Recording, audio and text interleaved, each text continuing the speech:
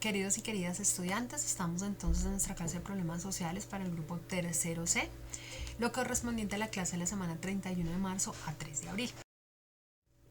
Teníamos una tarea, que era la tarea de revisar el problema del COVID-19, no desde la simplicidad, sino desde la complejidad que nos propone Edgar Morin.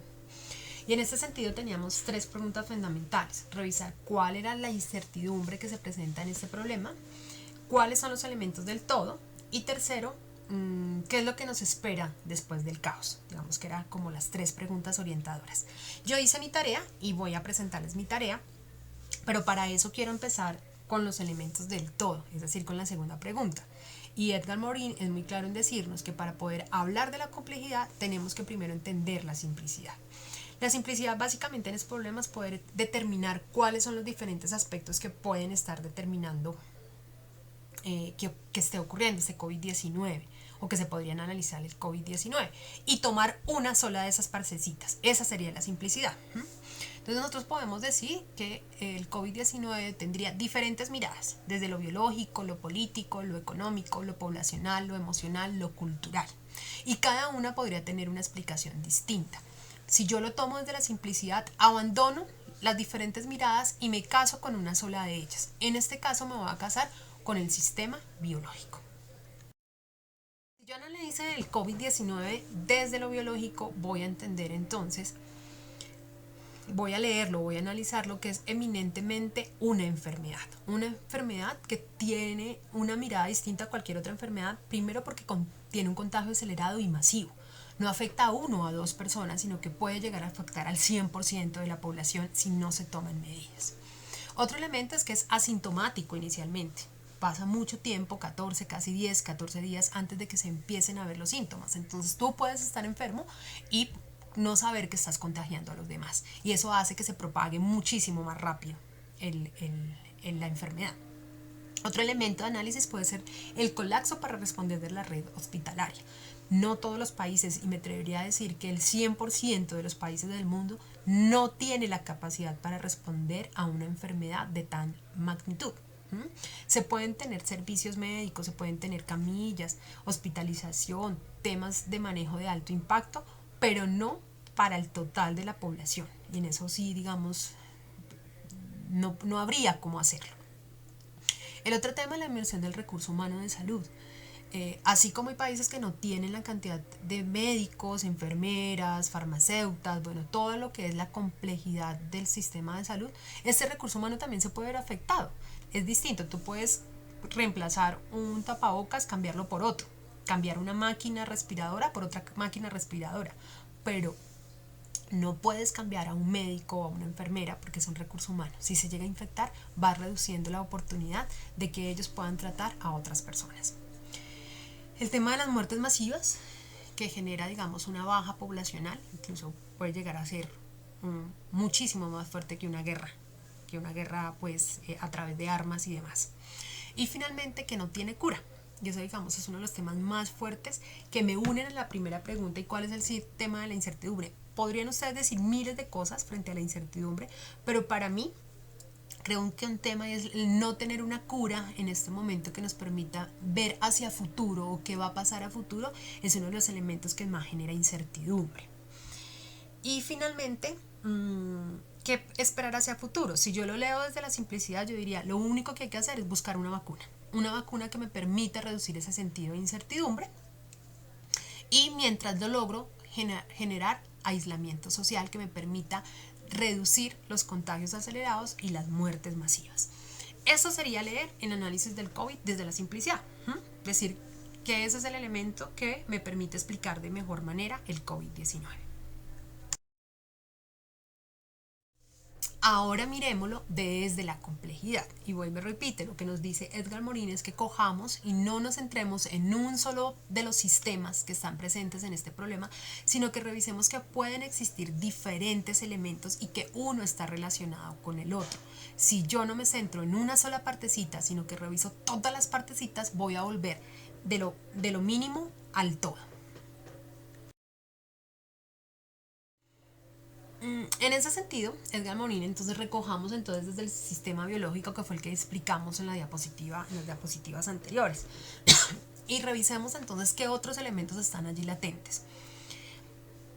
Desde lo biológico, desde las bajas, desde el no tener la posibilidad de responder a este tema, arranca un sistema político, un gobierno que tiene que salvaguardar a su sociedad, que tiene que pensarse rápidamente en tomar medidas, no solamente de control ciudadano, sino también del control de, de, eh, de las entradas y salidas de sus países. Un sistema político que tuvo que cerrar sus fronteras. Y ahí vamos viendo cómo los modelos donde nos estábamos moviendo empiezan a cambiar. Entonces veníamos de un mundo en donde las fronteras se abren, y eso es lo que nos plantean los estados neoliberales: abrir las fronteras, abrir los mercados, abrir las políticas, ¿cierto? Y en ese sentido lo que tienen que hacer los países es nuevamente contraerse, ¿cierto? Cerrar sus fronteras, cerrar sus transportaciones, cerrar la llegada de población para evitar que se sigan propagando los contagios. Toda medida política está atravesada por una medida económica. Y digamos que en frente a las medidas económicas, pues van a haber diferentes miradas. Desde la persona que tiene económicamente cómo solventarse en una cuarentena, ya sea porque les llega su sueldo permanentemente, o porque han tenido ahorros, o porque tienen la manera de cómo mantenerse sin tener que salir a trabajar. Pero es distinto para una persona que sabe que vive del día a día, y que si sabe que se queda encerrada en su casa, no va a tener cómo comer, no va a tener cómo pagar un arriendo, que si se llega a enfermar no va a tener cómo ir a un centro médico.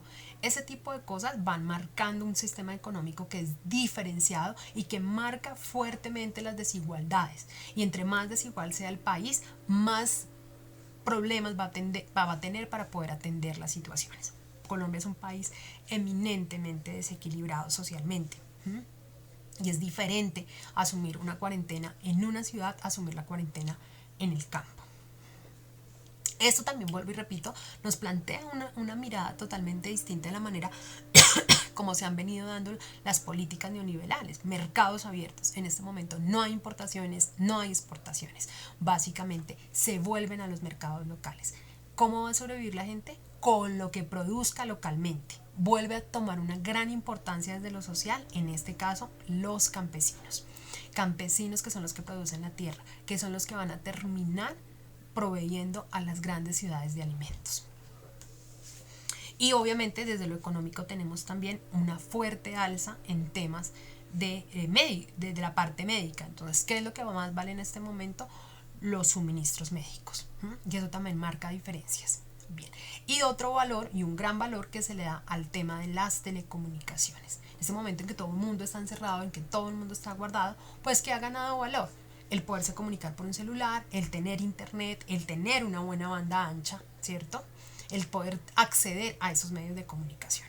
Bueno, esto marca diferencias también en un elemento cultural.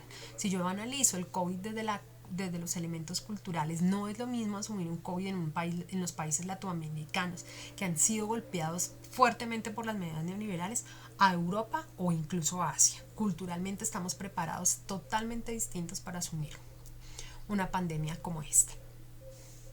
Esto también marca diferencias en la parte poblacional. Digamos que demográficamente hay que hacer un análisis también de quiénes son las personas que mueren, quiénes son los que están muriendo más: niños, jóvenes, ancianos, mujeres o hombres, porque eso también va a marcar una diferencia, digamos, en la manera en cómo la población se fija a futuro. Y si bien miremos el caso colombiano, como si bien a los que más afecta son a las personas mayores, el rango de personas más infectadas está entre los 30 y 40 años. Habría que también eso es también un elemento de análisis: cómo va a cambiar la población, cómo se transforma la población, además porque tenemos casos como Europa, en donde en una sola noche mueren 800 personas, mucho más que en una guerra civil, ¿cierto? Y finalmente la parte emocional. Si yo reúno en todo esto, yo no puedo decir que el sistema biológico es lo único que me permite entender el COVID-19. o decir que es una enfermedad y que y la gente muere masivamente. El sistema emocional me marca un ejercicio muy fuerte.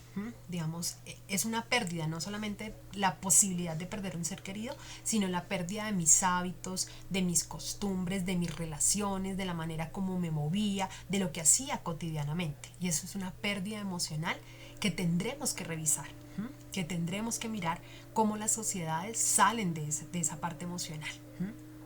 Todas estas cosas nos generan incertidumbres, nos generan elementos. Y ya la última pregunta, que es la que más ¿qué va a pasar a futuro? Eso es un elemento pues que tendremos que revisar, o sea, es algo que no está dicho, y creo que cada uno de ustedes hizo un ejercicio de poderse preguntar qué va a pasar a futuro.